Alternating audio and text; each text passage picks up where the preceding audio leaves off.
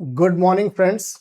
This is Saurabh Dwivedi, and I welcome you at the Brilliant Bihar, a platform which not only create the future but also create the bureaucrats who are going to hegemon the India in front of the world. So, guys, I welcome you again. मैं आपका स्वागत करता हूं brilliant Bihar के इस platform पर, जहां हम लोग एक बहुत अच्छी तस्वीर लेकर चल रहे हैं और स्टूडेंट्स को प्रिपेयर करने का प्रयास हमारा जारी है। तो इसी दिशा में आज हम लोग अपने नए लेक्चर को लेकर चल रहे हैं और यह लेक्चर ऐसा है जो अभी करंट अफेयर्स का बर्निंग इशू है और इस करंट इशू में जो पॉइंट है हमारा वो काफ़ी हद तक ज्योग्राफी से भी मेल खाता है। तो ये जो आज हमारा डिस्कशन का पॉइंट है नॉर्डिक कंट्रीज़ को लेकर के, इसका जो संबंध है उसे हम अपने इंडिया के साथ देखने वाले हैं कि कैसे इंडिया और नॉर्डिक कंट्रीज़ का जो संबंध या रिलेशनशिप है वो कैसे एस्टेब्लिश हो रहा है, हमारा फ्यूचर कैसा होने वाला है, पास्ट में हमने किस प्रकार से इनके बीच में जो संबंध स्थापित किए हैं कैसे रहे हैं। तो ऐसी कई सारी बातें हैं जो हम लोग यहाँ पर डिस्कस करने वाले हैं। अब नॉर्डिक कंट्रीज अगर आप देखेंगे तो आप पाएंगे कि एक ऐसी लोकेशन पर ये स्थित है जो आज की डेट में बहुत ज़्यादा प्रोमिनेंट है। अब प्रोमिनेंट क्यों है, कैसे है, ये सारी बातें हम लोग अपने लेक्चर में आगे करने वाले हैं। बट आप ध्यान रखिए, क्योंकि अभी हाल ही में हमारे जो प्रधानमंत्री हैं वो नॉर्डिक देशों की यात्रा पर गए। थर्ड एक ऑस्लो, वहाँ पर एक एसोसिएशन जो है नॉर्डिक कंट्रीज़ का, उनके साथ हमारा टाई अप भी हुआ, पार्टनरशिप एग्रीमेंट भी हुआ है। तो बहुत सारी ऐसी बातें हुई हैं यहाँ पर, लेकिन हमारा जो डिस्कशन का पॉइंट ऑफ व्यू केवल इन्हीं बातों पर फोकस नहीं है कि भाई मोदी जी गए, प्रधानमंत्री जी हमारे नॉर्डिक देशों में गए, वहाँ पर उन्होंने क्या बात की, कौन से अकॉर्ड हमने साइन किए, कौन से पार्टनरशिप में हमने एग्रीमेंट किया, यही केवल बात नहीं करनी है। बट यहाँ जो हमारा पर्सपेक्टिव है डिस्कशन का, उसमें थोड़ा सा एलोबरेटिव करेंगे, उसको हम ज्योग्राफिकल पॉइंट ऑफ व्यू से भी समझने की कोशिश करेंगे कि कैसे as per the point of view geography it is going to help you in to the examination. So हमें ये भी एक पॉइंट देखना है कैसे एग्जाम में ये चीज़ें हमें हेल्प करने वाली हैं। तो यहाँ पर मैं लेक्चर की स्टार्ट करता हूँ सीधे मैप से जा करके, बिकॉज अगर हम ज्योग्राफी के इनपुट को यहाँ डालेंगे तो बिना मैप की चीज़ें हमें समझ में नहीं आएंगी। तो इसलिए मैं यहाँ से स्टार्ट करता हूँ एक मैप से ही कि where the actually the Nordic countries are placed. But prior to that, I'll tell you why the Nordic means. What is the meaning of the Nordic? Nordic means the north. The countries which are actually placed in the north area. The word came Nordic. Nordic have their own specifications, like they have their own statures, like the looking. Because entire country which is situated in here, you can see the map. आप यहाँ पे map देख सकते हैं और ये एक Arctic circle है। ये जो पॉइंट मैं आपको दिखा रहा हूँ ये एक आर्कटिक सर्कल है और इस आर्कटिक सर्कल के ही पास में देखिए सारी कंट्रीज हैं। जब भी हम कहते हैं आर्कटिक सर्कल तो इसका मतलब क्या है, यहां पर बात हो रही है नॉर्थ। ये जो पॉइंट है ये क्या है, ये हमारा नॉर्थ है, नॉर्थ पोल। इट मींस अगर सारे नॉर्डिक कंट्रीज की बात करें तो सभी नॉर्थ पोल में ही स्थित है। ओके, तो यहां अगर मैं इसका सेंटर मान लूं नॉर्थ पोल का, तो ऑलमोस्ट ये नॉर्थ पोल के चारों तरफ स्थित देश है और टोटली 5 देश है यहाँ पर जिनको हम नॉर्डिक कंट्रीज कहते हैं। देखिए यहाँ पर ये आइसलैंड है, ये नॉर्वे, स्वीडन, फिनलैंड और ये यहाँ पर डेनमार्क है। अब ये डेनमार्क केवल यही नहीं है, ये भी डेनमार्क है एंड ये नॉर्वे का ही हिस्सा है सैलबॉर्ड। ओके, सो ये एक्चुअली में नॉर्वे का ही पार्ट। तो टोटल यहां पर आप देखेंगे तो 1 आइसलैंड, 2 नॉर्वे, 3 स्वीडन, 4 फिनलैंड और 5वां Denmark. So these are all 5 countries are known actually as a Nordic countries. तो इन्हीं को ही हम लोग कहते हैं यहां पर नॉर्डिक कंट्रीज, नॉर्डिक कंट्रीज। तो यहां मेरा जो बताने का मकसद है कि भाई अगर हमें इन चीज़ों को जानना है तो सबसे पहले हम क्या करते हैं, उसकी लोकेशन पर जाते हैं और उसकी लोकेशन पर जाने के बाद हम ये फाइंड आउट करते हैं कि इसमें किस प्रकार से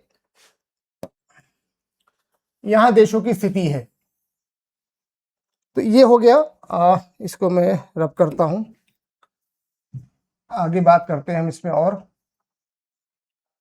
देखिए ध्यान रखिए, जब भी हम लोग इंटरनेशनल रिलेशनशिप की बात करें या ज्योग्राफी की बात करें, तो किसी भी चीज या इकोनॉमिक्स की बात करें, तो इसमें सबसे पहला पॉइंट आता है कि how the geography plays its role, कैसे ज्योग्राफी इसके अंदर अहम रोल प्ले करती है। Because if you are not aware about the locational status of the countries, you will not understand the actual things of the that particular countries. इसीलिए हमें इन देशों को समझना बहुत जरूरी होता है। तो मैंने पहले आपको बताया कि ये नॉर्थ पोल के पास में ही स्थित सभी देश हैं। इन देशों में ही यहाँ पर ये सारे देश पाए जाते हैं। सभी देखिए ये लगभग फ्रोजन स्टेट में पाए जाते हैं। कि मेरा नेक्स्ट पॉइंट है यहाँ पर, ये है फ्रोजन स्टेट में। फ्रोजन स्टेट मतलब जब सभी के सभी लगभग देश ऐसे हैं जो ठंडे देशों की श्रेणी में आते हैं। लगभग सारे साल ठंडे रहते हैं, थोड़ा ही समय इनको मिलता है जब वो अपने आप को नेविगेशन की स्थिति में ला पाते हैं। But why we are discussing about the Nordic countries in this particular time, क्यों हम इस पे डिस्कस कर रहे हैं? तो हमें पता है अभी हाल ही में हमारे जो देश के प्रधानमंत्री हो यहाँ इस देश की यात्रा पर गए थे। अब बात आती है कि भाई इस देश की यात्रा पर अभी जाने की क्या आवश्यकता पड़ गई, इसी मूवमेंट पे क्यों जाने की जरूरत पड़ी? यहाँ ये तो बहुत छोटे से देश है, इनकी बहुत ज़्यादा इकोनॉमी या जीडीपी भी नहीं है किस तरीके से कि हम सोचे कि नहीं जैसे अमेरिका या चाइना या अन्य देशों से कंपेयर करें। But still we had focus on these countries. तो इसका मतलब कुछ ना कुछ स्ट्रेटेजिक डिस्कशन हुए हैं इसको लेकर के, जिसको लेकर के हम लोग आगे यहाँ पर बात करने वाले हैं। सो जैसे ही हम देखते हैं यहाँ पर कि भाई यहाँ पर, so this is my display to show you the strategic front. I tried to maintain a slogan that how to represent, I'm going to represent this PPT. The strategic frontier, India and a Nordic bloc scale meets precision in the 21st century. This is my slogan which I tried to make you to understand what is the significance of this particular PPT which I am going to present you. So we have already just concluded the third India Nordic Summit Oslo in May 2026. अभी recently हमने क्या किया है, तीसरा India Nordic summit Oslo में इसको अभी summit को कंक्लूड किया है। और इसमें हम क्या बात करने वाले हैं, द स्ट्रेटेजिक फ्रंटियर्स, क्या क्या हमने बहुत सारी फ्रंटियर्स हैं जिसके ऊपर हम डिस्कशन किए हैं, क्या क्या हमने बातें की, वो सारे यहाँ पर पॉइंट यहाँ बात करने वाले हैं। सो मैंने आपको शुरुआत की कि भाई पहले हमें ज्योग्राफी समझना जरूरी होता है। तो मैंने आपको पहले पॉइंट में बताया कि यह नॉर्थ पोल के पास में है, ज्यादातर सभी देश पांचों के पांचों ये फ्रोजन रहते हैं, आधा साल तो ये पूरी तरीके जमे रहते हैं। लेकिन आज की जरूरत क्यों पड़ी, तो मैं आपको बताना चाहता हूं कि भाई अभी क्या हुआ है, जो क्लाइमेट चेंज का यहाँ पर असर आया है, इस क्लाइमेट चेंज के कारण यहाँ के जो रास्ते हैं जो पहले नेविगेबल नहीं थे अब वो नेविगेबल हो चुके। इसीलिए एक पॉइंट कहा जाता है the Arctic ice that change global power politics. यानी ये एक ऐसा स्लोगन मैं यहाँ पर आपको बता रहा हूं कि कैसे आर्कटिक आइस ने that change the global power politics, कैसे ग्लोबल पावर पॉलिटिक्स को चेंज करने जा रहा है। तो मैं यहां पर एक छोटा सा आपको मैप ड्रॉ करता हूं। This is what the map is. ये पॉइंट मैंने क्या बताया, ये आपके आर्कटिक सर्कल के पार्ट है। ये जो पार्ट है ये कहलाता है आर्कटिक सर्कल। आर्कटिक सर्कल, अब यहां देखेंगे आप तो ये मैंने आपको बताया कि ये जो डेनमार्क, यहां पर भी टिप जो निकला हुआ है ये डेनमार्क है, फिनलैंड, स्वीडन,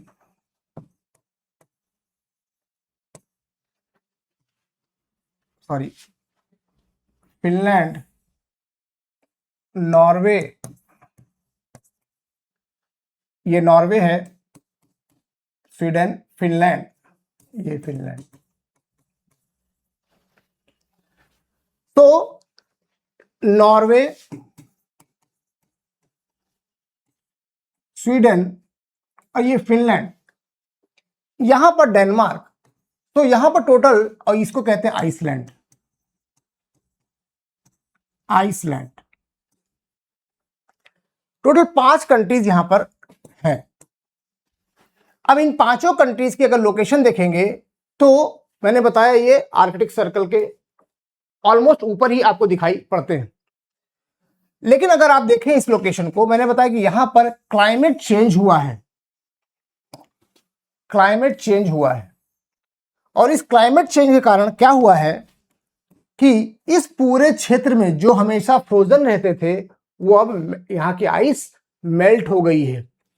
आइस का मेल्ट होना एक बहुत बड़ा इंडिकेशन होता है कि the resources which were actually frozen, जितने भी यहाँ के संसाधन जो अभी तक फ्रोजन हुए थे वो अब बाहर आ चुके हैं, just because of the melting of the ice. बर्फ के पिघलने के कारण ही यहाँ के जो रिसोर्सेज इतने सालों से यहाँ पर जमे हुए थे, जो अनअर्थ नहीं हो पाए थे, now it has been unearthed. इसलिए इनको अब हमें माइन करना इजी हो चुका है, और ये ऐसे जो मिनरल्स हैं वो कई करोड़ों वर्षों से यहाँ पर छिपे हुए थे।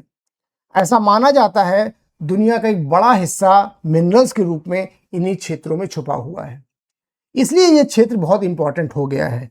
इसीलिए मैंने आपको एक बात बोली कि the Arctic ice that change global power politics because it is going to play a vital role in near future as we are moving towards that technological hub, as we are driving ourselves towards the technology.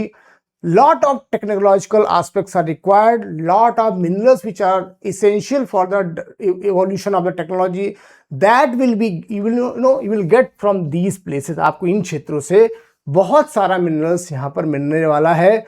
ऐसा माना जाता है कि काफ़ी सारा rare earth elements हैं वो भी यहाँ पर पाए जाते हैं, जो फ्यूचर के टेक्नोलॉजी के लिए सबसे इंपॉर्टेंट पॉइंट होते हैं। जैसे we are living in the AI world, AI के ज़माने में हम लोग जीना स्टार्ट कर रहे हैं। आने वाला फ्यूचर डिफेंस की तरफ, स्पेस टेक्नोलॉजी की तरफ, क्रिटिकल टेक्नोलॉजी की तरफ हम लोग जा रहे हैं। So that is why we needed lot of technological aspect, lot of minerals. So in future आने वाले वक्त में ये 5 देश बहुत इंपॉर्टेंट रोल प्ले करने वाले हैं। अब मैं बताता हूं आपको कि कैसे यहां पर ये इंपॉर्टेंट रोल प्ले कर रहा है। तो एक बार मैं और how it is going to be play important role. तो ये यहां पर एक देखिए अटलांटिक ओशन है, this is the Atlantic ocean, और ज्योग्राफिकल पॉइंट ऑफ से आप ये समझिए कि यहां पर गल्फ स्ट्रीम चलती है, गल्फ स्ट्रीम यहां पर चलती है, इसे बोलते हैं गल्फ स्ट्रीम। अब गल्फ स्ट्रीम क्या होती है? ये गर्म जलधारा है, ये एक वार्म करंट है। ये वार्म करंट इक्वेटर से ही ऊपर की तरफ इस तरीके से जाती है, और ये गल्फ स्ट्रीम क्या करती है? इस नॉर्डिक बेल्ट के जो फ्रोजन आइस है इसको मेल्ट करने का काम करती है। इसको मैं एक बार रिपीट करता हूं आपके लिए कि इस गल्फ स्ट्रीम के कारण, gulf stream is nothing but a oceanic current. The nature of this oceanic current is warm.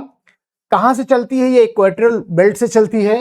इसका जो नदन हिस्सा होता है वो ऊपर की तरफ ही मोशन के लिए जाता है, और जब ये जाता है तो इस पूरे क्षेत्र में यहां की फ्रोजन आइस को मेल्ट कर देता है।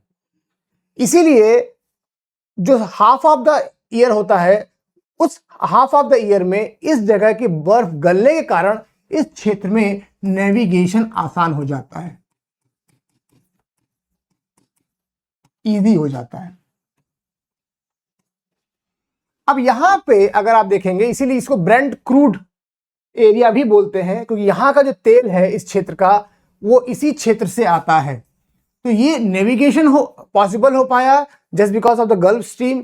इसीलिए इस क्षेत्र में बर्फ गल गई। बर्फ के मेल्टिंग के कारण क्या हो पाया कि यहां पर नेविगेशन हुआ। चूंकि यहां से ब्रेंट क्रूड आता है इसलिए इसका नाम पड़ गया ब्रेंट क्रूड ऑयल। तो यहां पे कई सारे ऐसे लोकेशन भी मिलेंगे, जैसे यहां पर टेलीग्राफ पॉइंट है, एक टेलीग्राफ पॉइंट। सो टेलीग्राफ, इसको प्लेट्यू भी बोलते हैं, टेलीग्राफ पॉइंट भी बोलते हैं। तो यहां पर एक पॉइंट है जो एक इंपॉर्टेंट पॉइंट हो जाता है ज्योग्राफिकल एस्पेक्ट के पॉइंट ऑफ व्यू से। इसलिए जब भी हम इस क्षेत्र को पढ़ रहे हैं, क्योंकि हमारा एम केवल ये नहीं है कि इंडिया और नॉर्डिक रिलेशनशिप को समझा जाए, एम हमारा ये भी है कि कैसे अगर ज्योग्राफी से भी क्वेश्चन बनना स्टार्ट होता है तो क्या क्या यहां से क्वेश्चन बन सकता है, इसलिए कुछ लोकेशंस को भी हमें यहां पर जानने की आवश्यकता है। तो यहां पर टेलीग्राफ प्लेट्यू बताया, इस जगह पर आइसलैंड, ये डेनमार्क का हिस्सा है, ग्रीनलैंड, यहां पर आप देखेंगे नॉर्वे, स्वीडन, फिनलैंड, ये कंट्रीज है, और यहां पर डेनमार्क यहां पर भी है। तो ये कंट्रीज है जिसकी लोकेशन है। अगर मैं लोकेशन के पॉइंट ऑफ व्यू से और देखूं तो इस जगह पर ही नॉर्थ सी आता है, इस जगह पर सी है जिसका नाम है नॉर्थ सी। अंदर जाएंगे तो यहां पर है Baltic Sea,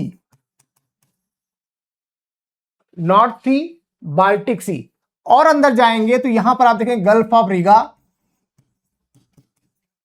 Gulf of Riga, फ्लोर, यहां पर आप देखेंगे तो फिनलैंड, गल्फ ऑफ फिनलैंड।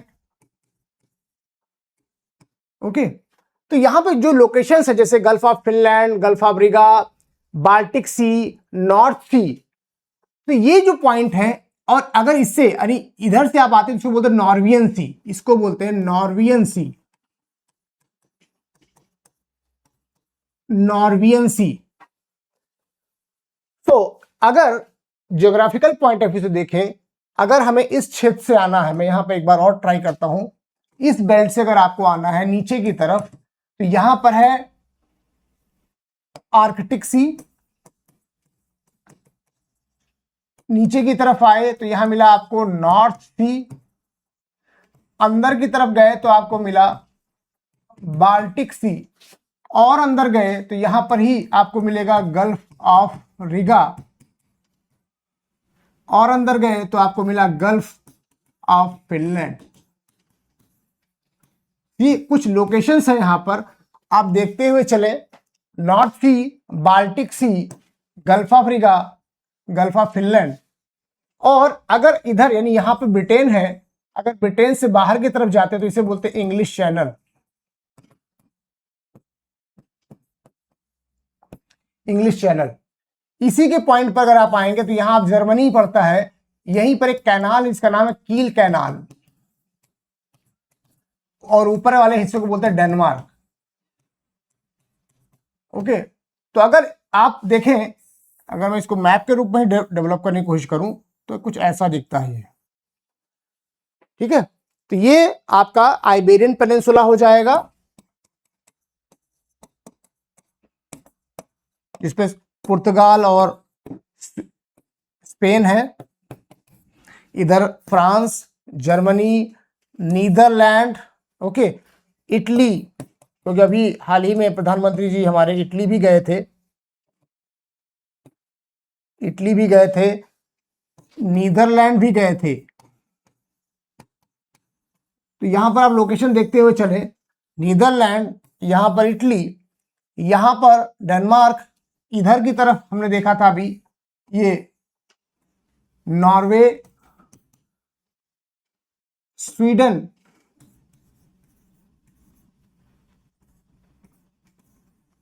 और यहां पर फिनलैंड। ओके, और यहां पर एक छोटा सा आइसलैंड, नाम भले ही इसका आइसलैंड है बट यहां पर ज्यादा आइस नहीं है, उल्टा है। वो ग्रीनलैंड और आइसलैंड के बारे में थोड़ी सी स्टोरी है। स्टोरी ये है कि ग्रीनलैंड में वो लोग गए थे जो डेनमार्क, जो मेन भूमि है डेनमार्क की, इस पार्ट से कुछ लोग यहाँ पर ग्रीनलैंड में शिफ्ट हुए थे, who they were not able to be accommodated by the actual society of the Denmark. जो डेनमार्क की मूल सोसाइटी थी, जब ऐसे लोगों को जब स्वीकार नहीं कर पा रही थी तो वो कुछ लोग क्या हुए, वो लोग उठ करके डेनमार्क आ गए। डेनमार्क यानी कि जिसको इन्होंने बाद में क्या बोला, इसको ग्रीनलैंड नाम दिया। अब इसका नाम भले ही ग्रीनलैंड रखा था, ऐसा अपनी जनता को बताने के लिए कि हम ऐसी जगह पे जा रहे हैं जहां बहुत हरियाली है, बहुत सारी ग्रीनरी है, बट एक्चुअली में ये पूरा का पूरा, अगर आप ग्रीनलैंड देखेंगे तो पूरा का पूरा ग्रीनलैंड, थोड़ा सा हिस्सा छोड़ दें, ऑलमोस्ट फ्रोजन है ये। तो एक साइकोलॉजिकल सिचुएशन क्रिएट की थी इन्होंने अपनी सोसाइटी को बताने के लिए कि we are going to shift on those areas which is actually green, but actually it was not green, it was just frozen part, but they had given the name. Another way, the Iceland, which is known as Iceland, means if somebody is listening, oh, Iceland means it is filled with the ice, but actually it is not Iceland. ये most of the part अगर आप देखेंगे तो इसमें volcanoes है, यहां पर volcanoes है, कुछ कुछ पार्ट्स में ही यहां पर आपको आइस मिलती है, और रेस्ट ऑफ द पार्ट अगर आप देखेंगे तो उसमें इतना आइस नहीं जैसा इसका नाम है। तो ये थोड़ा सा कंफ्यूजन के लिए यहाँ की सोसाइटी कुछ लोगों ने किया था, तो ध्यान रखिएगा। तो ज्योग्राफिकल पॉइंट ऑफ व्यू से मैंने आपको कुछ लोकेशंस के बारे में बता दी। तो जब भी आप ज्योग्राफी के पॉइंट ऑफ व्यू से पढ़ें, नॉर्डिक कंट्रीज के बारे में पढ़ें, तो इन चीज़ों को जरूर ध्यान रखें। कौन कौन से सी है उनको ध्यान रखें, कौन कहाँ किस जगह पे कंट्री की लोकेशन है वो ध्यान रखें। और एक इंपॉर्टेंट पॉइंट जो मैंने आपको बताया कि भाई ये जो गल्फ स्ट्रीम वाला इशू है ये जरूर याद रखिएगा, क्योंकि अगर आप ज्योग्राफी में ओशानिक करंट की बात करें तो एक प्रश्न इससे आपको मिल सकता है। दूसरा कि इसका जो इम्पैक्ट है कैसे क्लाइमेट ने यहां पर डाला है। Gulf Stream has played a important या vital role in the change of the climate of these areas. कैसे इस पूरे क्षेत्र के क्लाइमेट को कैसे इसने प्रभावित किया है, क्योंकि क्लाइमेट के चेंज में सबसे इंपॉर्टेंट कई फैक्टर्स होते हैं, बट सबसे इंपॉर्टेंट फैक्टर माना जाता है ओशियनिक करंट्स का। अगर ओशियंस का लेवल जो है, जो सरफेस ऑफ द ओशियन है, it is going to be warm, जैसे जैसे गर्म होती जाएगी, जैसे जैसे वार्म होती जाएगी, तो उसकी वजह से जो इसका फ्लो होता है जिन जिन जगहों पे जाता है, क्योंकि हमें पता है इक्वेटर से नॉर्थ या साउथ पोल की तरफ और नॉर्थ साउथ पोल से इक्वेटर की तरफ दो ऐसी जलधाराएं चलती हैं जो ठंडे से गर्म या गर्म से ठंडे की तरफ जाती है। तो इक्वेटर से जो भी करंट है जो नॉर्थ की तरफ या साउथ की तरफ जा रही है वो ठंडी जलधारा और गर्म जलधारा लेकर जाती है। सेम ऐसे ही यहां पर, जैसे यहां पर एक जलधारा होती है, इसका नाम है लेब्राडोर कैनरी, ओके, यहां पर। तो ऐसे कई सारी जलधाराएं जो ठंडी या कोल्ड जलधारा के रूप में जानी जाती है। इसलिए हमें यह भी ध्यान रखना जरूरी है कि भाई यहां पर किस रूप में करंट चलती हैं और उसका रोल क्या होता है। तो जैसे जैसे ओशियनिक सरफेस का वार्मिंग होगी ग्लोबल वार्मिंग के कारण, उसी प्रकार से जो मेल्टेड प्लेसेस हैं, जो फ्रोजन भाग हैं दुनिया के, उन दुनिया के फ्रोजन भाग को मेल्ट कर देगा, गला देगा, जैसा कि इस क्षेत्र में हुआ है। अब एक पॉइंट देखा जाए क्लाइमेट चेंज के कारण, इस पॉइंट का, क्योंकि बर्फ हमारे नॉर्थ या साउथ पोल में सर्वाधिक है, आर्कटिक या अंटार्कटिका क्षेत्र में ही सबसे ज्यादा पाई जाती है, या तो उसके अलावा फिर एल्टीट्यूड पे पाई जाती है, जैसे हिमालय, एंडीज, रॉकीज, आल्प्स, या ऐसे पहाड़ों पर पाई जाती है जहां पर वो एल्टीट्यूड के कारण बहुत ऊंचाई पर है। लेकिन अगर जैसे जैसे बर्फ गलेगी, यानी मेल्टिंग ऑफ द वाटर होगा, तो उसका पानी कहीं ना कहीं समुद्र में ही जाने वाला है, और जब समुद्र में जाएगा वो जल, तो समुद्र के जल के स्तर को भी बढ़ाने का काम करेगा। तो उसके अलग नतीजे होंगे, अब वो अलग इशू हो जाएगा कि क्लाइमेट चेंज के इफेक्ट क्या है या प्रभाव क्या है उसके, तो मैं ज़्यादा डिटेल में नहीं बात करने वाला हूँ, बट आपको सिंपल एक पॉइंट बता रहा हूँ कि अगर मेल्टिंग होती है तो उसके नतीजे क्या होते हैं। बहुत सारे आइसलैंड है, द्वीप्स हैं जो डूब जाएंगे, कई सारे कोस्टल सिटीज़ हैं वो डूब जाएंगे। तो ऐसा बहुत कुछ है जो मेल्टिंग ऑफ द आइस होने वाला है। बट यहाँ पर इस जगह पर नॉर्डिक कंट्रीज के लिए ये मेल्टिंग ऑफ द आइस जो है वो एक तरीके से बून लेकर आई है। अब बून कैसे लेकर आई है, हमारा जो डिस्कशन का मुद्दा है यही है कि भाई क्या है, ऐसा क्या होने वाला है जो सिनेरियो को चेंज करने वाला है। इसीलिए मैंने आपको एक पॉइंट बोला कि देखिए, the Arctic ice that changed global power politics. अरे ग्लोबल पावर पॉलिटिक्स की थोड़ी सी बात कर लेते हैं। अभी आपको पता है कि ईरान, यूएस, इजराइल का एक युद्ध चल रहा है। अब इस पूरे युद्ध के क्षेत्र में सबसे बड़ा इशू क्या आया है, एनर्जी क्राइसिस का। एनर्जी क्राइसिस स्पेशली इंडिया जैसी कंट्रीज के लिए, who they are dependent upon those countries who they are producing the oil and they extracting the oil. और दुनिया के कई बड़े देशों ने इस चीज को महसूस भी किया है, और ऑलरेडी अगर आप देखेंगे तो कई देशों में वहां के तेल के प्राइसेस बहुत बढ़ चुके हैं, यानी एनर्जी के प्राइसेस बहुत बढ़ चुके हैं। और एनर्जी का प्राइस बढ़ना, इसका मतलब क्या होता है, उसका एक ऐसा साइड इफेक्ट होता है जो पूरी इकोनॉमी को लेकर परेशानी का सबब बन जाता है, क्योंकि एनर्जी पर ही डिपेंडेंट हमारे पावर सेक्टर्स हैं, इंडस्ट्रीज हैं, ट्रांसपोर्टेशन सिस्टम्स है, तो सब कहीं ना कहीं इसमें इसका इम्पैक्ट डालते हैं, और जिसका सबसे बड़ा कारण होता है इन्फ्लेशनरी कारण। क्योंकि इन्फ्लेशन बढ़ेगा तो फिर देश की तरक्की भी रुकने लगती है। तो यहां पर जो पॉइंट अभी रेज किया है मैंने कि भाई ये जो इशू है, इशू क्या है? हॉर्मुज का ब्लॉक होना। हॉर्मुज का ब्लॉक होना मतलब ये, अगर आप यहां मैप देख रहे हैं, इस पॉइंट पर अगर आप देखें, ईरान, यहां पर क्या है? ईरान। इस पूरे, सॉरी, यहां पर अगर आप देखें तो ईरान है। ईरान ने क्या किया है? इस ब्लॉक पॉइंट को ब्लॉक किया हुआ है, इस पॉइंट को ब्लॉक कर दिया है, जिसको बोलते हैं Hormuz, straight of Hormuz.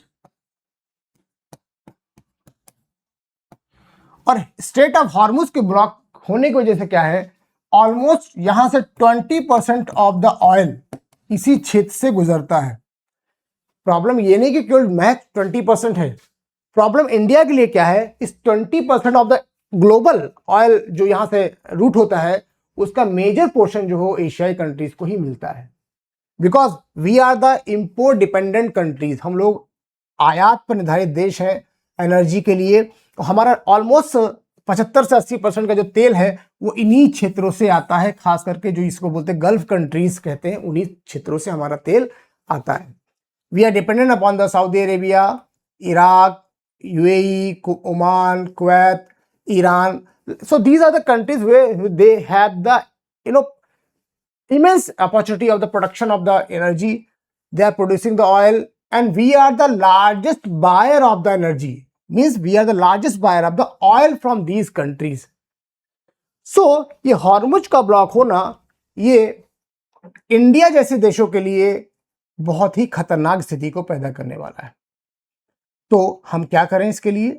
What step we can take from this crisis? हम क्या ऐसा कर सकते हैं कि इस क्राइसिस को हम रिजॉल्व कर सकें?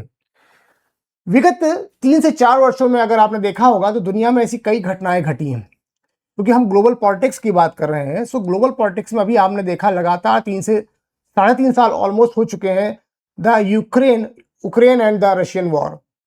Ukraine and Russian war has already created a immense problem in the world. बहुत सारी क्राइसिस ऑलरेडी दुनिया ने देखी हुई थी, और अब क्या हो गया? अभी ईरान का भी इशू इसमें साथ में जुड़ गया।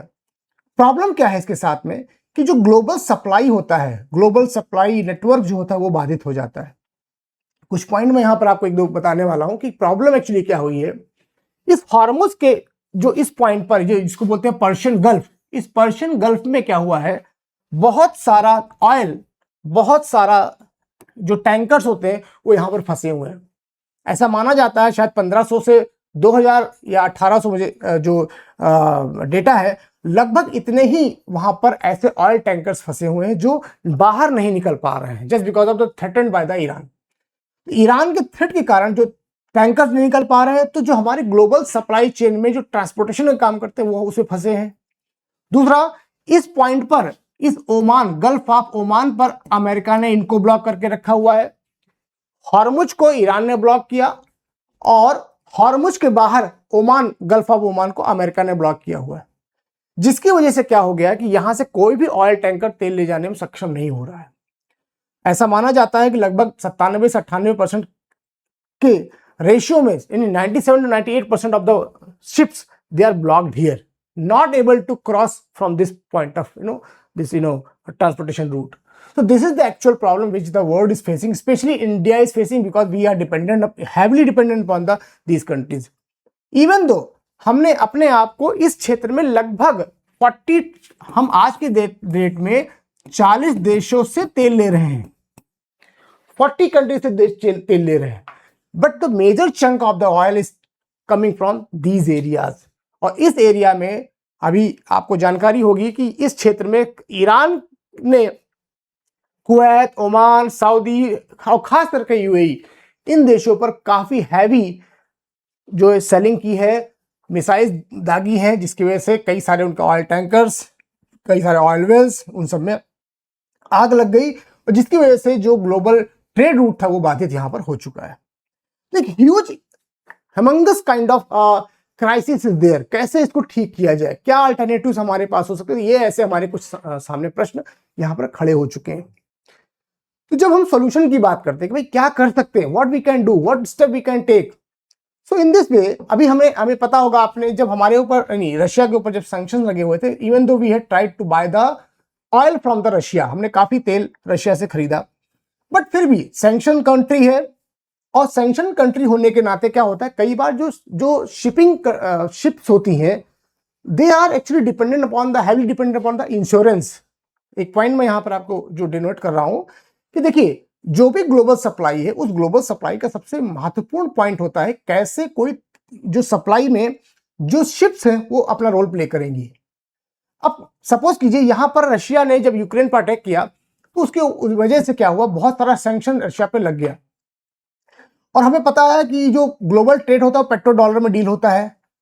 अब यहां पर सैंक्शन की वजह से पेट्रो डॉलर का रूल कहीं ना कहीं जो है बहुत डीपन हो गया और बहुत ज्यादा क्राइसिस इंडिया या ऐसी कंट्रीज पर डालने लगा।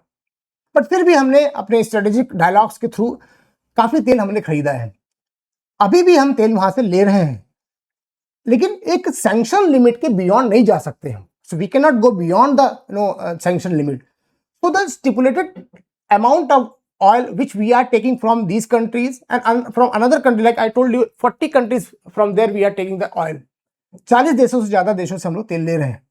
बट होता क्या है, इसमें ट्रांसपोर्टेशन का बहुत ज्यादा चार्ज लगता है, क्योंकि अगर हम जितना दूर से तेल मंगाएंगे उतना ही उसके अंदर ट्रांसपोर्टेशन कॉस्ट लगेगी और तेल हमारा महंगा हो जाएगा। ऐसा अभी डेटा आ रहा है कि इतना तेल जो क्राइसिस हो रही है, अभी भी भारत की जो कंपनीज हैं और लगभग 10 रुपए का लॉस अभी भी इनको सहन करना पड़ रहा है।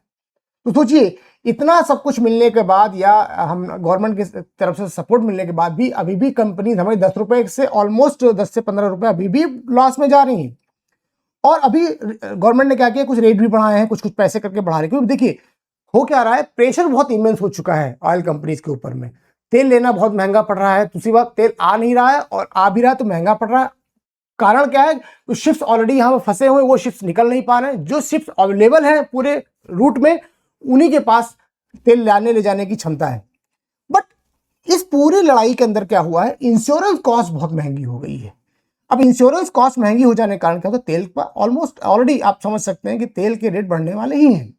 तो मैंने बताया कि रशिया से जो तेल हम ले सकते थे उतनी ही क्वांटिटी में अब ले पा रहे हैं, क्योंकि हमने भी कमिट किया हुआ था कि एक लिमिट से ज़्यादा हम तेल नहीं खरीद सकते हैं, हमें और अपने आप को डाइवर्सिफाई करना पड़ रहा है। अब इसी एक क्राइसिस को मैंने आपको यहाँ पर हाईलाइट किया है। ऐसी सिचुएशन में हम लोग बैठे हुए हैं, जो तेल हमारा ऑलरेडी इस पॉइंट से आ रहा था यूएई की तरफ से, वो भी ब्लॉक हो गया, हॉर्मुज से ब्लॉक हो गया। तो हमारे पास अल्टरनेटिव्स क्या है? So when we start discussing about the alternatives, तो हमें क्या करना पड़ता है, हम अल्टरनेटिव्स की बात करते हैं तो सोचते हैं कि भाई क्या कर सकते हैं। तो सबसे बड़ा अल्टरनेटिव क्या होता है कि we have to think about the beyond oil, हमें ऑयल के बियॉन्ड सोचना पड़ेगा।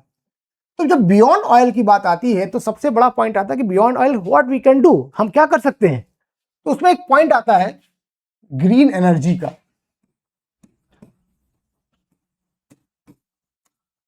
ग्रीन एनर्जी, तो ग्रीन एनर्जी का जैसे ही पॉइंट आता है तो हम सोचते हैं कि green energy, the available resources which are abundant like sun, the wind, the air, the tidal energy, wave energy, geothermal energy. So these are the energies from where we can use or utilize or produce the energy. But in ऐसे यानी जो natural resources हमारे होते हैं, उन natural resources से तेल को प्राप्त करना इतना इजी नहीं होता है। Lot of technology is required, lot of harness, we have to harness the technology, because ये टेक्नोलॉजी अभी भी इस पे काम चल रहा है, एक्सपेरिमेंट्स चल रहे हैं, और India is heavily dependent upon the other Nations who have already harnessed the clean green energy. तो इसीलिए भारत क्या है, अपने इस ग्रीन एनर्जी को प्राप्त करने के लिए या क्लीन एनर्जी को प्राप्त करने के लिए हम क्या कर रहे हैं, बहुत ज्यादा हम दूसरे देशों पर, कंट्रीज पर डिपेंड हैं, उनकी टेक्नोलॉजी पर डिपेंड हैं। अब ये टेक्नोलॉजी कहां से आएगी? तो हमने 2016 के बाद से हमने इस पे काम करना स्टार्ट किया, और हमने एक सोलर अलायंस भी बनाया है, International Solar Alliance ISA develop किया with the help of the France and other countries. So now more than 110 countries already have joined the group, because we are living in the tropical country, we are living in a tropical area। ये देखिए, ये जो पूरा part आप देख रहे हैं, ये सब क्या है, ये पूरा भारत का ये जो हिस्सा है, ये पूरा ट्रॉपिकल कंट्रीज कहलाती हैं। अब tropical countries means we are into the tropics means within the tropic of Cancer and tropic of Capricorn. तो इस जोन में हमारा यहाँ पर स्थान है, और यह स्थान क्या बताता है कि we are highly taking the sun rays, sun insolation, सर्वाधिक मात्रा में हमें यहाँ पर सूर्य की किरणें मिलती हैं। अब इस सूर्य की किरणों को क्या करना है, हमें इसको पावर इलेक्ट्रॉनिक्स में कन्वर्ट करना है। Means the photonic energy must be converted into the power electronics. Means हमें उसको ऊर्जा में कन्वर्ट करना है, और ऊर्जा में कन्वर्ट करके फिर उसको हमें उपयोग करना है। उपयोग कैसे करना है कि भाई इलेक्ट्रिसिटी के जनरेशन में। तो उसके लिए हमें क्या चाहिए होगा, सोलर पैनल की आवश्यकता होती है। अब सोलर पैनल कैसे बनेंगे, उसके लिए क्या रिक्वायरमेंट्स होगी, कौन सी टेक्नोलॉजी यूज की जाएगी, तो उसमें कई सारे देशों ने काम किया हुआ है जिनकी टेक्नोलॉजी को हमने लिया हुआ है। अब सोचिए, मैंने आपको कुछ पॉइंट दर्शाए यहाँ पर कि इस समय ग्लोबल सिचुएशन में क्राइसिस डेवलप है, ऑयल क्राइसिस डेवलप है, देश युद्ध में कुछ देश भिड़े हुए हैं, ऑलरेडी इन्फ्लेशन कई देशों का बढ़ चुका है, global supply in the terms of transportation बाधित है। तो अल्टरनेटिव सोर्स ऑफ एनर्जी की जब बात करते हैं तो we have to think about the global energy means green energy. जब ग्रीन एनर्जी की बात आती है तो मैंने आपको बताया why the Nordic countries are important. अब यहां से आप सोचिए कि मैं अभी तक जो हमारा डिस्कशन था वो मेरा कहां तक ले जाना है, कि क्यों ये जरूरी था, क्यों भारत ने इसकी यात्रा की है नॉर्डिक देशों की। बिकॉज नॉर्डिक कंट्रीज ने क्या किया है, उन्होंने ग्रीन एनर्जी पर बहुत अहम कार्य किया है, बहुत मूल्यवान काम किया है, और इस मूल्यवान काम के कारण ही हमें उनकी आवश्यकता है। We need them because we have to harness the green energy, and for that we require the green technology. So I hope जो मेरा अभी तक का डिस्कशन था, जिस पॉइंट को मुझे आपको दिखाना था उस पॉइंट पर अब हम आ गए हैं। अब आगे इसके आगे हम लोग अब बात करेंगे कैसे Nordic countries are playing their important role. So we'll go to the what actually we are trying to show you. So I already explained you how the Nordic countries, why the Nordic countries are important, because they had already harnessed a lot of green technology and they are already producing lot of energy in their own countries. अब देखिए, अभी तक Nordic countries को लगभग मान के चलिए they were considered as a frozen countries, only explored by the polar bears, scientists and researchers. But just because of the melting of the ice, now they have become the geopolitical talk. They have become the geopolitical arena where they are become the burning topic for the world. कैसे, जैसे जैसे melting, मैंने आपको बताया था थोड़ी देर पहले कि कैसे जैसे मेल्टिंग होना स्टार्ट हुआ, यहाँ के रिसोर्स अनअर्थन्ड हो गए, और नाउ ये कंट्रीज अब दुनिया के लिए एक सिरमौर बन चुकी हैं। तो यहाँ पर मैं थोड़ा सा आपको ब्रीफ देता चल रहा हूँ। The Arctic was frozen wasteland. Today it is in the new geopolitical chessboard of the 21st century. 21st century का यह chessboard बन चुका है। एक strategic shift हुआ है यहाँ पर, rapidly melting polar ice opening trade routes। यानी कि अभी जैसे जैसे मैंने अभी आपको एक हाईलाइट दिया कि जैसे जैसे वो गल्फ स्ट्रीम के कारण, क्लाइमेट चेंज के कारण जैसे जैसे वो रूट ओपन हुआ, आइस मेल्ट हुई, वो रूट ओपन हो गया, और अब ओपन होने के कारण लगभग 40% ऑफ द जो इनका जो रूट है वो यहां पर ओपन हो चुका है। Next, the power politics. The दूसरा पॉइंट जो मैं आपको हाईलाइट करना चाहता हूं, देखिए अभी आपको पता है कि कैसे रशिया ने यूक्रेन पर वॉर अटैक किया, और अभी भी ये युद्ध चला ही जा रहा है, और इसमें भी समाप्त होने के अभी भी कुछ भी दिख नहीं रहे हैं असर। अब पावर पॉलिटिक्स कैसे प्ले कर रही है, तो पावर पॉलिटिक्स क्या कहती है कि जो रशिया से लगे हुए देश हैं, जैसे फिनलैंड, ओके, उधर के जो देश है, नहीं, अगर आप देखेंगे नॉर्डिक कंट्रीज की स्थिति को, तो Russia is expanding it's northern military footprints when NATO has recently consolidated its presence via the accessories of Finland and Sweden. What is the meaning of this? यानी कि जैसे जैसे रशिया ने अपने आप को दक्षिण में यूक्रेन के लिए और नॉर्थ में अपने आप को मिलिट्रली अपने आप को यहां पर पावरफुल करना स्टार्ट कर दिया है। अब डर इनको ये लगा है, इन कंट्रीज को, कि अगर पूरा का पूरा आर्कटिक के क्षेत्र में अगर मिलिट्रली रशिया और स्ट्रांग हो जाएगा तो इसको एक्सेस करना भविष्य में बड़ा कष्टकारी हो जाएगा। इसलिए यहां पर Russia is playing its own role, अपने आप को मिलिटरली ज्यादा पावरफुल करके इस क्षेत्र में। अब इसमें इंडिया इज ऑल्सो सपोर्टिंग। अब वो कैसे सपोर्ट करता है अभी थोड़ी देर में हम लोग बात करने वाले हैं। दूसरा, अब ये पावर पॉलिटिक्स या पावर टसल कैसे चल रहा है उसकी बात भी हम लोग करते हैं। एक तरफ तो रशिया अपना काम कर रहा है, रशिया का अपना लॉजिक भी है क्योंकि उसका मैक्सिमम पार्ट ऑफ द जो आर्कटिक सर्कल में उस पर रशिया का ही भूभाग आता है। वो अपने भूभाग में कुछ भी करे तो वो उसकी प्रीरोगेटिव होता है, हम उसमें कुछ नहीं कर सकते हैं, वो उसका अधिकार भी है। बट यहां पर कुछ ग्लोबल पावर्स वो क्या कर रहे हैं, नाटो की मदद से कुछ देशों को अपने साथ मिलाने की कोशिश कर रहे हैं। और इसी लाइन में फिनलैंड और स्वीडन को क्या किया है रशिया ने, फिनलैंड और स्वीडन को नाटो ने अपने साथ मिला लिया है। अब फिनलैंड और स्वीडन को अपने साथ मिलाना मतलब रशिया के बाउंड्री तक, नॉर्थ के रशिया के बाउंड्री तक जो पार्ट है उधर का, उस पार्ट तक यहां पर नाटो पहुंच चुका है। नाटो यहां पर पहुंच चुका है, यानी ये आप देखिए इस पूरे पार्ट में अगर आप देखेंगे तो ये जो देश है, ये Finland and Sweden, they have become the part of the now NATO. So अब यहां तक नहीं, ये रशिया का पूरा भाग। आप रशिया देखिए, यहाँ पूरे Arctic circle maximum part of the covered by the Russians. Russia is what Russia is doing, यहाँ के जितने मिलिट्री बेसेस हैं ऑलमोस्ट इन सबको मिलिटराइज कर रहा है और इसको स्ट्रांग कर रहा है। इसका मतलब इस पूरे भाग पर अगर मिलिट्री स्ट्रांग होता है रशिया तो रशिया पावरफुल हो जाएगा। लेकिन पावर स्ट्रगल की जब बात कर रहे हैं तो क्या है, यहाँ पर रशिया ने, नाटो ने क्या किया है, फिनलैंड और स्वीडन को अपने साथ मिला लिया है। अब फिनलैंड और स्वीडन जब मिल गया है आपस में तो एक पावर स्ट्रगल स्टार्ट हो गई। क्योंकि देखिए अगर आप यूक्रेन युद्ध को ही समझना चाहें तो यूक्रेन युद्ध होने का मुख्य कारण ही यही था। रशिया नहीं चाहता था कि नाटो हमारे नजदीक पहुंचे, नाटो हमारे करीब पहुंचे। लेकिन यहां पर नाटो का सहयोग मिला यूक्रेन को, कई यूरोपियन देशों का सहयोग मिला और उसकी वजह से रशिया यहां पर नाराज हुआ और रशिया ने फिर पहले कीव पर 2014 में, उसके फिलहाल अभी 21-22 के बाद से उन्होंने युद्ध ही पूरी तरीके से छेड़ दिया कि आपने नाटो कैसे शामिल करने की कोशिश की है। खैर अभी Ukraine is not the part of the NATO but they had influence, NATO and European countries have influenced the Ukraine to join the NATO. But यहां पर जो कंसर्न है रशिया का वो यही है कि आप नहीं ज्वाइन कर सकते हैं, we don't want them. But उसके काउंटर में नाटो ने क्या किया, यहां पर फिनलैंड और स्वीडन को अपने साथ ज्वाइन कर लिया है। तो ये होता है पावर स्ट्रगल, ये होता है पावर टसल कि कैसे इन देशों के बीच में हो रहा है। नेक्स्ट है ग्लोबल स्टेक्स। अब ग्लोबल स्टेक की जब बात करते हैं तो इसमें China is also trying to play his own rule. China China has their own silk route, अपना उनका एक सिल्क रूट बना हुआ है। बट अब चाइना क्या कह रहा है कि हम एक पोलर सिल्क रूट भी बनाएंगे, मतलब we are near to the Arctic.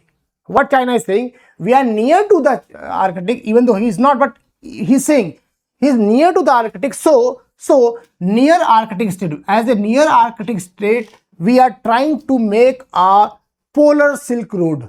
तो यहां पर जब पावर स्ट्रगल की बात करते हैं और ग्लोबल पॉलिटिक्स की बात कर रहे हैं तो चाइना अपने स्टेक को भी क्लेम कर रहा है कि we are near to the Arctic, so we have to make our own polar silk road. इसलिए भारत के लिए यहां पर अपने आप को पीछे रखना बहुत घातक हो जाएगा।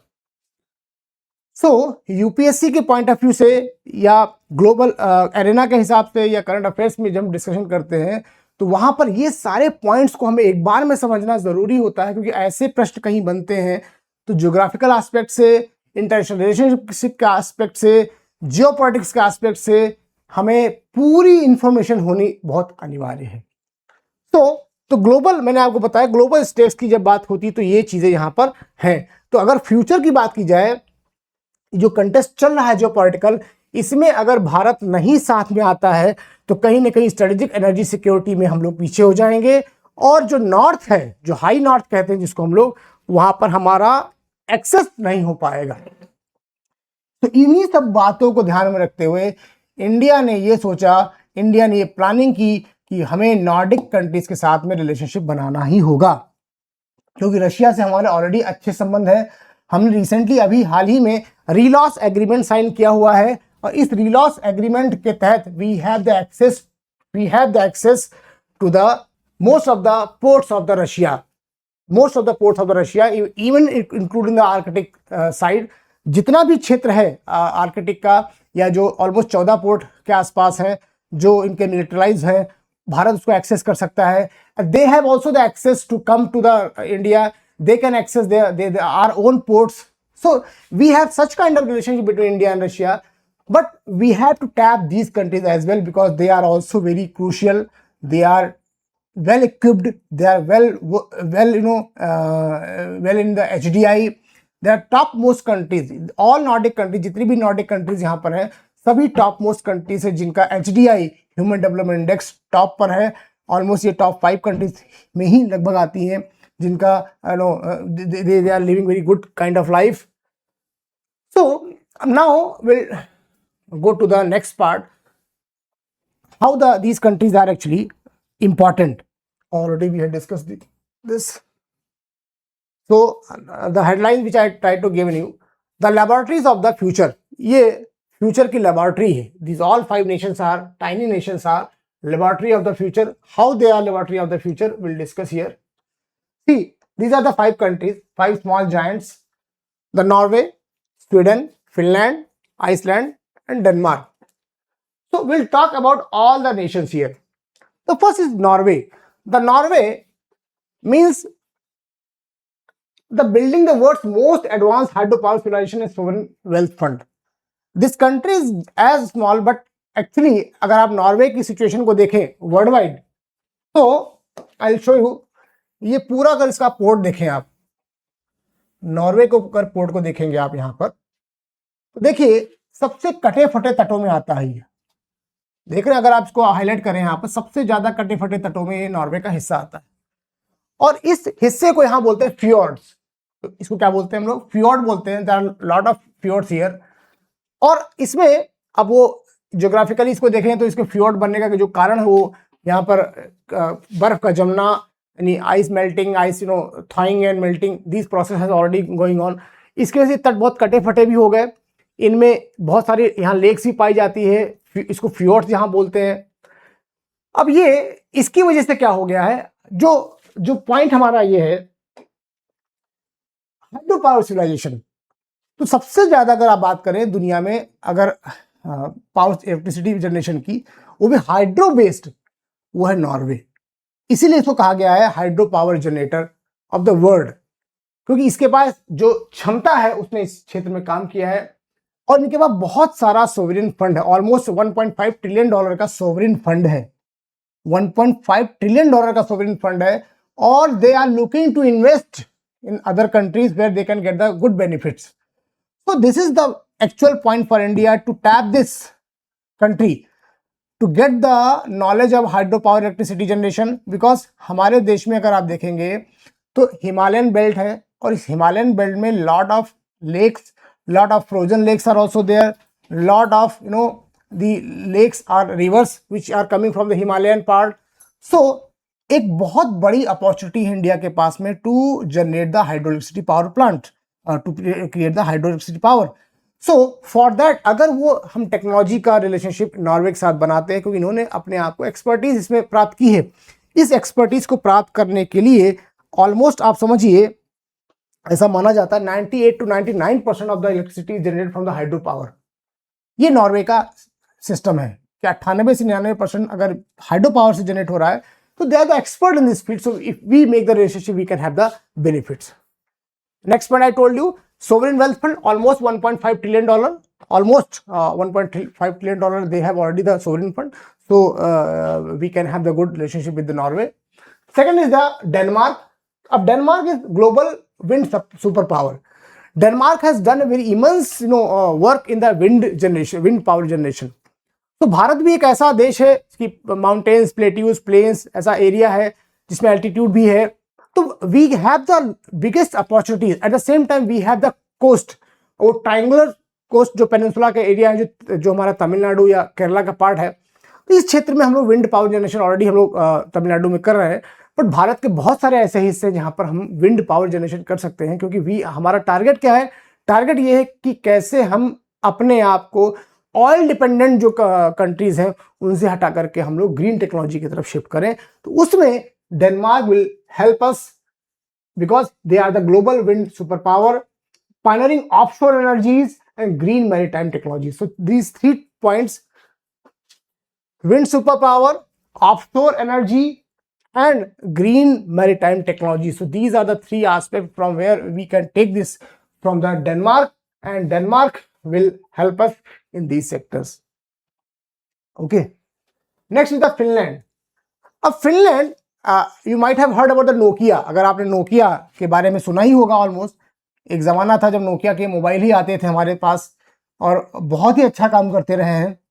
अब वो कंपनियां, नोकिया एक लेक का ही नाम है वहाँ पर, जो फिनलैंड है, उसी लेक के नाम पर ही नोकिया रखा गया और फिर कंपनी फिर वर्ल्ड वाइड ग्लोबल हो गई. तो यहाँ पर अब ये लोग क्या कर रहे हैं, अब नोकिया भले ही मोबाइल फोन में इस तरीके से नहीं आ रही है आगे, या बहुत मिनिमल उनका शेयर है उसमें, but now they started working on the 6G generation, 6G research. Like you know we are working on the 3G 4G, now we are in the 5G, but Finland has started working on the 6G, यानी 6ठी generation का जो research होता है communication को लेकर के, ये already Finland ने स्टार्ट कर दिया है. इसके साथ साथ में they have the smart energy systems, बहुत सारे एनर्जी सिस्टम्स भी है. तो फिनलैंड भी lot of lakes are here. अगर आप इसको देखें मैप इनका, बहुत सारी झीलें यहाँ पर हैं फिनलैंड के अंदर में, तो इट विल हेल्प अस. और AI into the power grid, यानी इन्होंने क्या किया है, पावर ग्रिड में, यानी जो पावर ग्रिड हमारे हैं उसमें इन्होंने अपने देश में AI का इंटीग्रेशन किया हुआ है. So how with the help of AI the power grid can be operationable, this has been helped by the Finland. So that is why India needed the Finland at the same time. Next, the Sweden. Sweden is very the country which is in between the, see, this is the Sweden, Norway, Finland, in between the Sweden, and Sweden is the country which is famous for the circular economy. ये बहुत ऐसा देश है जिसने circular economy पे काम किया हुआ है और they are the global leader. Second is they are also fossil free steel industrialization. Fossil free steel industrialization, इन्होंने जितना भी स्टील इंडस्ट्री लगाई है वो फॉसिल फ्री है. So Sweden can also help us to harness this because Sweden का almost जो 70 to 75% of the energy है वो आपका हाइड्रो, न्यूक्लियर, विंड 3 जगहों से आती है. इनका जो एनर्जी है वो हाइड्रो, न्यूक्लियर और विंड एनर्जी से प्राप्त करते हैं लोग. 70 to 75% सर्कुलर इकोनॉमी है, इसलिए भारत को इससे बहुत मदद मिलने वाली है. नेक्स्ट है आइसलैंड. अब आइसलैंड की जब बात करते हैं तो ये harnessing the earth core for 100% renewable geothermal electricity and heating. देखिए, शुरुआत में मैंने आपसे बताया था कि एक आइसलैंड एक ऐसा देश है, भले इसका नाम आइसलैंड है, बट इसमें मैंने आपको बताया था कि वॉल्केनोज बहुत सारे हैं यहाँ पर. तो वॉल्केनोज होने के कारण यहाँ पर जो जियोथर्मल एनर्जी होती है उसका प्रोडक्शन अच्छा से होता है. इसलिए आइसलैंड एक ऐसा देश है जिसने लगभग 100% रिन्यूएबल एनर्जी यहाँ पर अपने जियोथर्मल इलेक्ट्रिसिटी के यानी हीटिंग से प्राप्त की हुई है. तो ये जो पॉइंट है, ये जो टेक्नोलॉजिकल डेवलपमेंट है इन देशों का डेवलपमेंट तकनीकी के आधार पर हमें उससे मदद मिलने वाली है. इसलिए इन देशों के साथ संबंध रखना और इसको और ज़्यादा गहरा करना भारत के लिए बहुत ज़रूरी है. अभी मैं एक आपको डेटा शो करता हूं कि कैसे एक मैक्रो कंपैरिजन है देशों का हमारे 2026 प्रोजेक्शन के हिसाब से. तो मैंने यहाँ पे देखिए पॉपुलेशन वाइज थोड़ा सा दिखाया है और GDP wise, urbanization, life expectation, density wise. तो आप थोड़ा सा कंपैरिजन देखिए, मैं आपको दिखाता हूँ. भारत की पॉपुलेशन ऑलमोस्ट 1.45 बिलियन हो चुकी है, यानी 140 करोड़ से 145 करोड़ की जनसंख्या हमारी ऑलमोस्ट हो चुकी है. बट अगर नॉर्डिक कंट्री यानी जो 5 देशों का अगर कंपेरेटिव करें हम, तो हम इनके यहाँ देखिए अभी 3 करोड़ भी नहीं है, मतलब 28.3 मिलियन और ऑलमोस्ट 3 करोड़ भी नहीं है, 2.83 करोड़ की जनसंख्या है, जो शायद हमारे दिल्ली या मुंबई से के आसपास ही है. यानी कई राज्यों की जनसंख्या भी अगर हम मिला लें तो भी सोच सकते हैं आप इनकी जनसंख्या कितनी कम है. तो 28.3 ऑलमोस्ट 30 करोड़ के से भी इनकी जनसंख्या कम है यहाँ पर. जीडीपी की बात करें तो almost they R India is touching $4.15 trillion. हम आज की डेट में $4.15 ट्रिलियन की इकोनॉमी हो चुके हैं। पर नॉर्डिक का अगर हम कंबाइन देखें तो ये ऑलमोस्ट 1.91 ट्रिलियन है, 1.91 ट्रिलियन डॉलर की इकोनॉमी है। अर्बनाइजेशन भारत अभी 36% से 37% के आसपास हमारा अर्बनाइजेशन है। बट नॉर्डिक कंट्रीज की बात करें तो नॉर्डिक कंट्रीज में आप देखेंगे तो लगभग 85% जो है वो मेच्योर स्टेज में यानी मेच्योर फेज में पहुंच चुकी है। तो 85% का अर्बनाइजेशन है। तो हम लोग अर्बनाइजेशन कैसे करें, क्योंकि ये HDI की लिस्ट में भी बहुत टॉप पर आते हैं, टॉप 5 टॉप 10 कंट्रीज हैं ये। तो हमें अर्बनाइजेशन को कैसे आगे हार्नेस करना है, वो जो प्लानिंग होता है उस प्लानिंग को भी we can understand from these countries.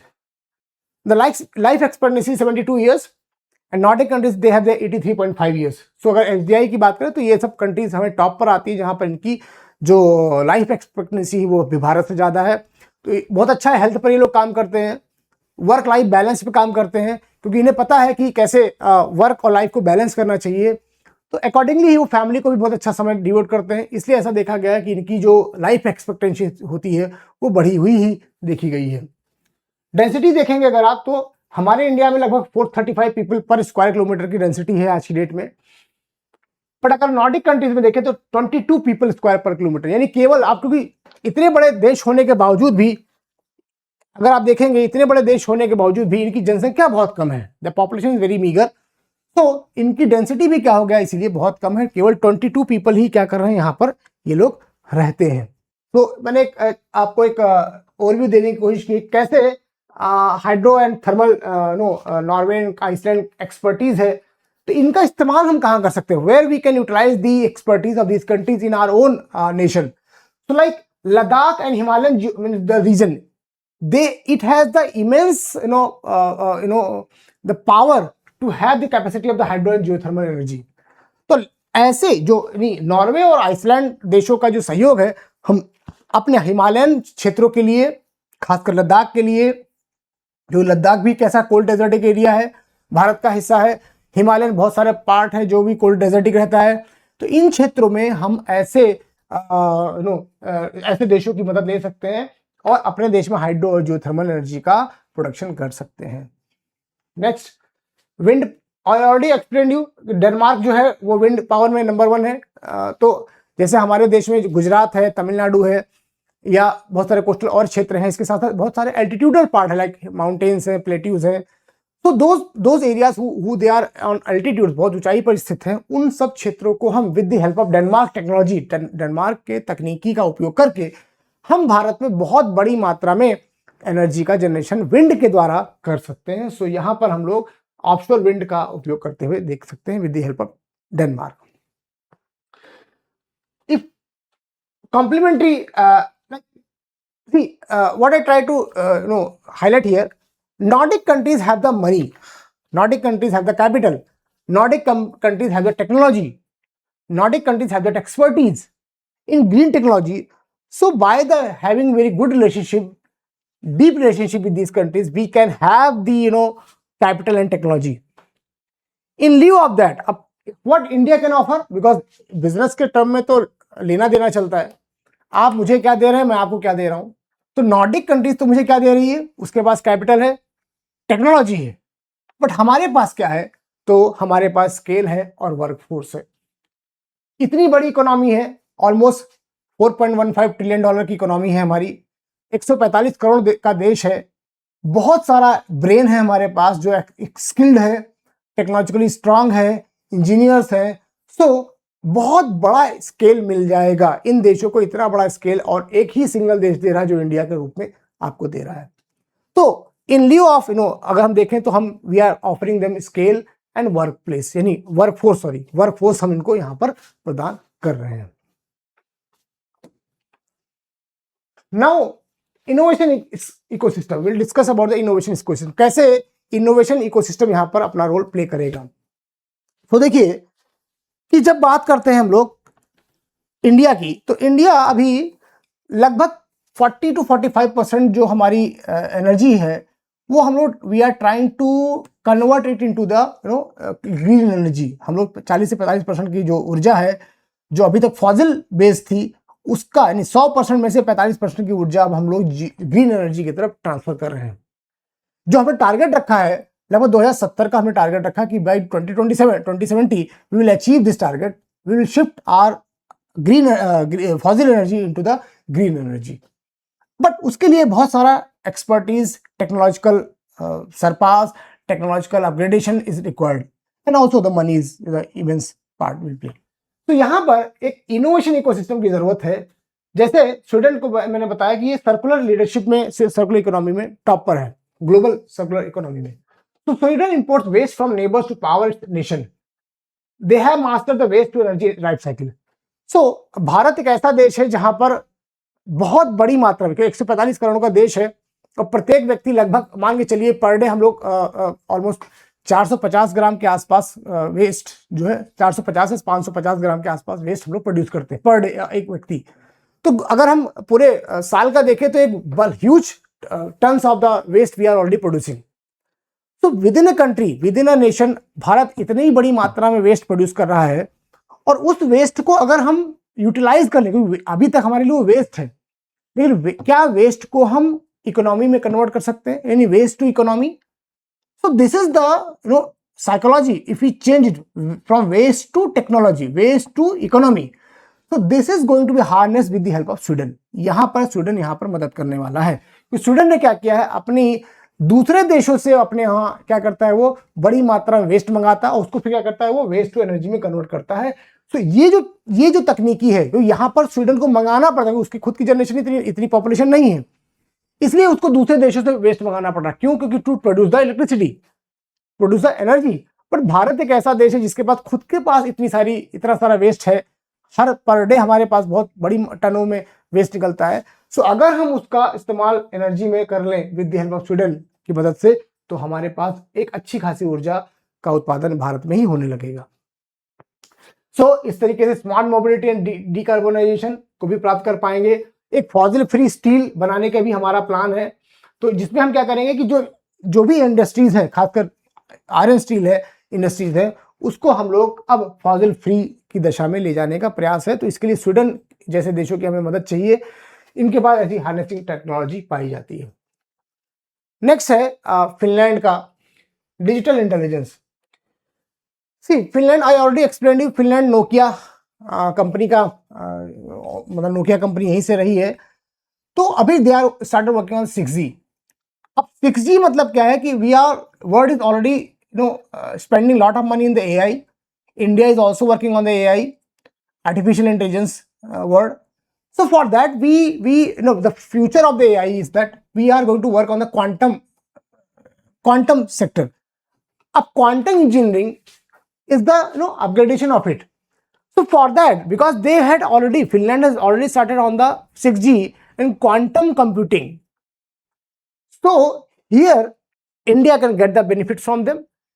Finland has also started working on the energy optimization.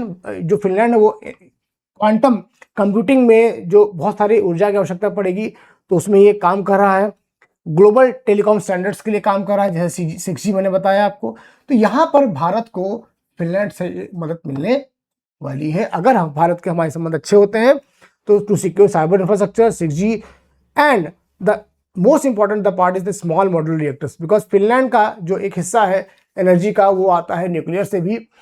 और जो SMRs होते हैं, SMRs मतलब स्मॉल मॉड्यूलर रिएक्टर्स, ये क्या होते हैं, जैसे हमारे यहाँ जो रिएक्टर्स लगते हैं वो रिएक्टर्स बड़े होते हैं, कैपेसिटी में बड़े होते हैं, लेकिन अगर हमें 600 मेगावाट से कम ऊर्जा की आवश्यकता पड़े और छोटे छोटे जगहों पे लगाना, सपोज कि शिप में लगाना है या किसी की पर्टिकुलर इंडस्ट्री के लिए लगाना है रिएक्टर्स, वो रिएक्टर्स अभी तक पॉसिबल नहीं थे।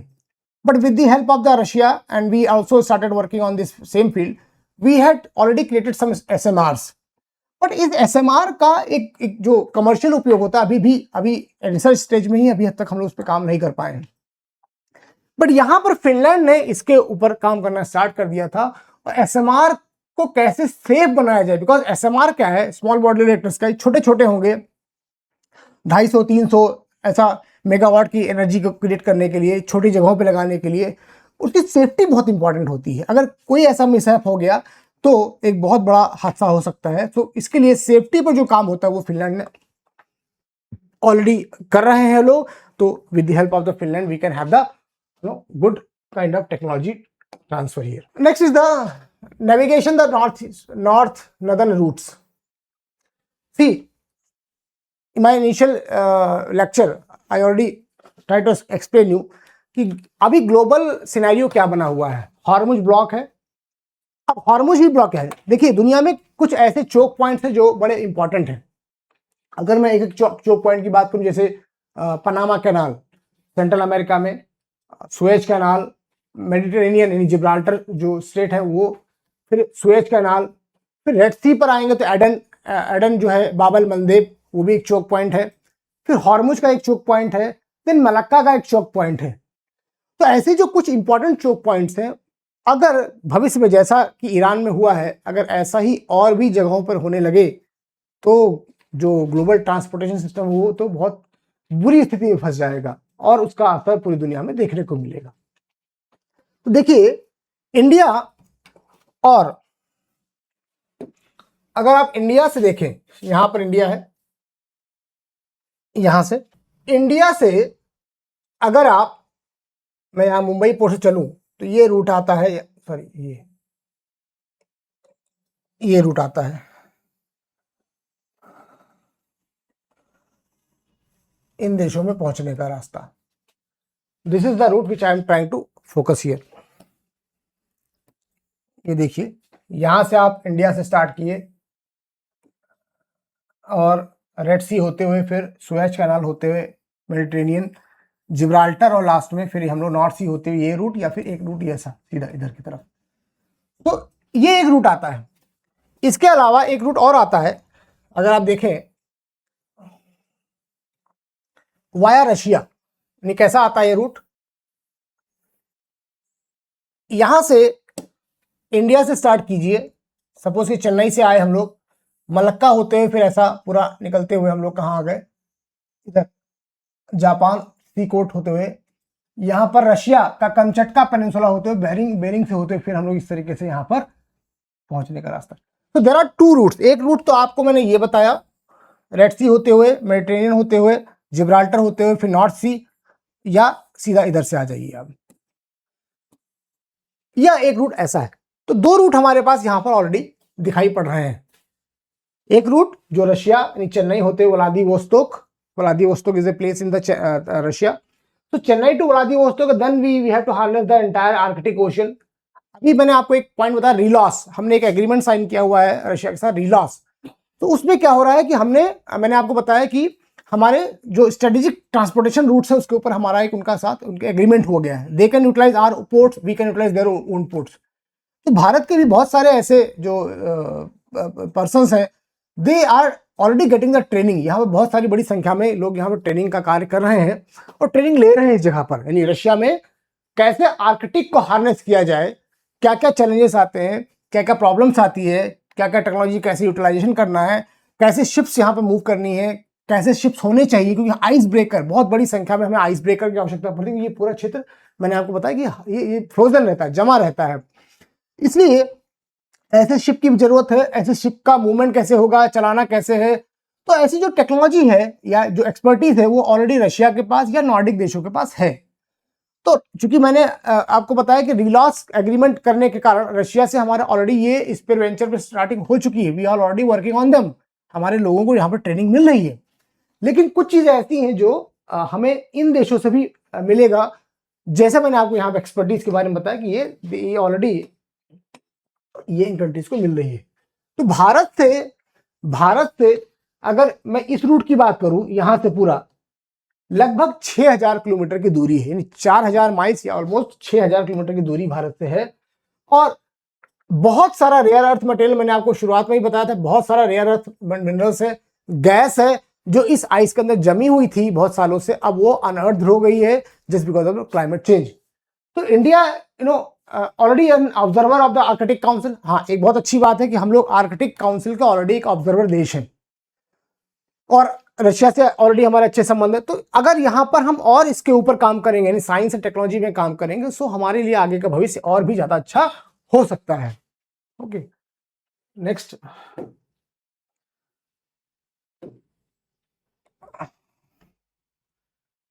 नेक्स्ट है मरमास्क ब्रिज. अभी मैं आपको बता रहा था कि कैसे रिलॉस एग्रीमेंट हमने 2026 का जो है इंडिया रशिया का क्या कर रहा है, accessibility of military bases and Arctic ports, जितने भी मिलिट्री बेस है, आर्कटिक पोर्ट्स है, वो रिलॉस एग्रीमेंट रशिया के साथ हमें प्रोवाइड कर रहा है। हम इसके थ्रू मरमस्क एंड सेवर्मोस्क पोर्ट है रशिया की, इसको हम लोग एक्सेस कर पा रहे हैं। ऑलरेडी मैंने बताया कि इंडिया के बहुत सारे लोग ट्रेनिंग मिल रहा है उनको, कैसे सी फेयर्स एंड पोलर नेविगेशन करना चाहिए। तो चेन्नई व्लादिवोस्टोक कॉरिडोर हमारा ऑलरेडी यहाँ पर काम कर रहा है और इस पे हम लोग यहाँ पर आगे बढ़ रहे हैं। High tech partnership, now almost I already explain you many things about the countries. जो नॉर्डिक देशों के बारे में मैंने आपको बहुत सारी चीजें यहाँ बता दी हैं। तो उसमें एक कहते हैं की पॉइंट्स, अगर मैं अपने डिस्कशन का बोलूं की पॉइंट क्या लेना चाहते हैं, तो की पॉइंट हमारे ये है कि भाई एआई एंड डेटा गवर्नेंस में हमारा इनके साथ में टेक्नोलॉजी हाईटेक पार्टनरशिप होगी। We have a joint innovation trusted AI system for health care, shipping and energy grids. देखिए ऑलरेडी बहुत सारी ग्लोबल कंपनीज है जो भारत के साथ मिलकर के काम कर रही हैं। बहुत सारे एआई डेवलपमेंट इंडिया में हो रहे हैं, लेकिन कुछ चीजें ऐसी हैं जैसे हेल्थ सेक्टर में कैसे AI can play important role. Second, power grid, जैसे मैंने अभी थोड़ी देर पहले डिस्कशन में बताया था, पावर ग्रिड में कुछ देशों का ने हार्नेस किया हुआ है। ओके, तो उनकी मदद कैसे एआई में ली जाएगी। शिपिंग, क्योंकि शिपिंग देखिए इस पूरे डिस्कशन में एक चीज आपने अगर हाईलाइट की होगी, सोचा होगा, देखिए शिपिंग कितना इंपॉर्टेंट रोल प्ले करता है for the navigation of the any goods. तो इन देशों के पास ऐसी एक्सपर्टीज है जिससे हमें वहां पर मदद मिलने वाली है। Next, 6G quantum computing collaboration build resilient digital infrastructure, blue economy, sustainable deep sea mining and smart fisheries management. ये बड़ा इंपॉर्टेंट पॉइंट है क्योंकि भारत इस दिशा में काम कर रहा है कि कैसे ब्लू इकोनॉमी होनी चाहिए, क्योंकि भारत का अपना एक ब्लू इकोनॉमी है, ऑलरेडी इंडिया इसके ऊपर काम कर रहा है। तो अगर हमने इस दिशा में काम किया, हमने कुछ एक्सपर्टीज इनसे ले ली, तो that will help us in fisheries management and deep sea mining, because deep sea mining बहुत सारा तेल, मिनरल्स ऑफशोर क्षेत्रों में पाया जाता है, तो it will help us. Next, economic depth, the conclusion of India EFTA TEPA target $100 billion investment over 15 years. तो हमारा एक अभी फ्री ट्रेड एग्रीमेंट को लेकर भी बात हो रही है, तो इसलिए जब भी हम बात करते हैं यहाँ $100 बिलियन का लगभग इसमें 15 सालों में नेक्स्ट इन्वेस्टमेंट की बात हो रही है। तो ये जो पॉइंट है यहाँ पर, ये बड़े इंपॉर्टेंट पॉइंट हो जाते हैं कि भाई इकोनॉमिकली कैसे we can achieve the economic partnership. एक और पॉइंट है जो यहां मैं हाईलाइट कर देता हूं आपको, नॉर्डिक कंट्रीज का अपना एक नेट जीरो का एक टारगेट बनाया हुआ है। जैसे हमने अपना टारगेट बनाया हुआ है, इंडिया ने 2070 का टारगेट बनाया हुआ है, देखिए 2070 का टारगेट बनाया हुआ है। बट नॉर्डिक कंट्रीज का क्या है, तो नॉर्डिक कंट्रीज में अगर आप देखेंगे तो फिनलैंड ने 2035 का बनाया हुआ है, आइसलैंड का 2040 का है, स्वीडन का अगर आप देखेंगे तो आप देखिए 2045, ओके, नॉर्वे का 2050। तो ये डेनमार्क और स्वीडन बोथ आर इन 2045, 2045 तक स्वीडन और डेनमार्क दोनों देशों ने अपना टारगेट बनाया हुआ है। इसके अलावा फिनलैंड 35, आइसलैंड 40 और नॉर्वे 50। अब भारत कहाँ है यहाँ पर, वो 70 तक का उसने टारगेट सेट किया है। तो यहां पर ये जो देश हैं कैसे डीकार्बोनाइजेशन को प्राप्त करने वाले हैं, कैसे उस दिशा में मेच्योर इकोनॉमी के रूप में काम करने वाले हैं, और कैसे इंडिया अपने इंडस्ट्रियलाइजेशन को डीकार्बोनाइज कर सकता है बाय 2070। तो ये कुछ पॉइंट है यहाँ पर जो क्योंकि हमें देखिए इंडस्ट्रियलाइजेशन भी करना है और क्लीन एनर्जी को भी प्राप्त करना है, ग्रीन टेक्नोलॉजी की तरफ भी जाना है। तो दोनों चीजों को हमें यहाँ पर हार्नेस करना है, दोनों चीजों को हमें यहाँ पर प्राप्त करना है। इस व्यवस्था में जैसे जैसे हम काम करते जाएंगे, जैसे जैसे हम आगे बढ़ते जाएंगे, इन देशों की मदद से टेक्नोलॉजी के आदान प्रदान के द्वारा हम बहुत बड़ी एक क्षमता को विकसित करने वाले हैं जो भविष्य में हमें देने वाली है। ये रहा हमारा पूरा डिस्कशन अबाउट नॉर्डिक कंट्रीज और इंडिया के संबंधों के साथ में।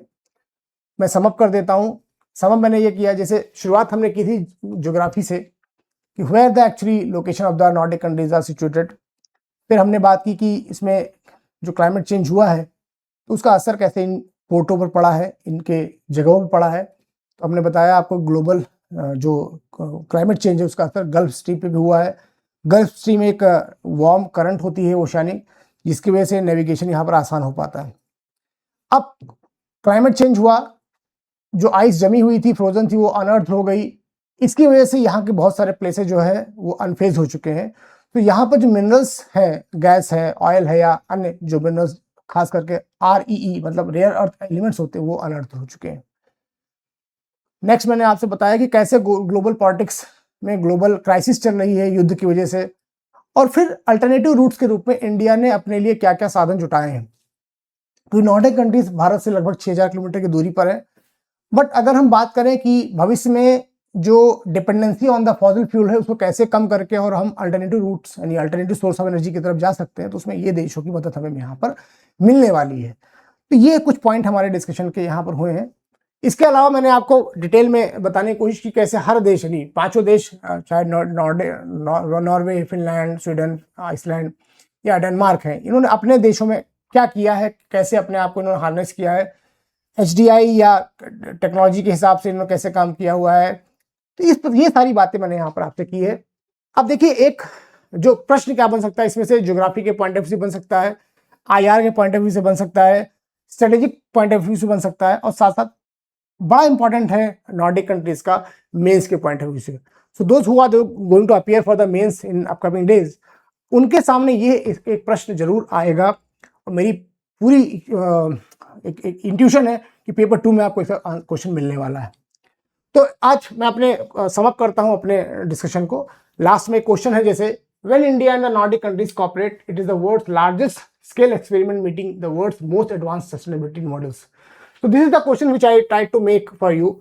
अगर आप इसको देखें और इस पर डिस्कशन करें, यानी ये क्वेश्चन अगर नोट कर लीजिएगा और इसको ऊपर लिखने की कोशिश कीजिएगा कि भाई क्या है ये क्वेश्चन, और जो हमने डिस्कशन किया है इसी के मूल को आपको ट्राई करना है, यहाँ पर लिखने की कोशिश करना है। When India and the Nordic countries cooperate, it is the world's largest scale experiment meeting the world's most advanced sustainability models. तो मैंने आपको एक डेटा दिया था, अगर ध्यान होगा, we are the 1.4 billion population, at the same time $4.15 trillion economy. Where they are, what is their population, what is their economic conditions, and what they actually work on the sustainable models. तो ये जो point है, ये point को आपको यहाँ पर लिखना है।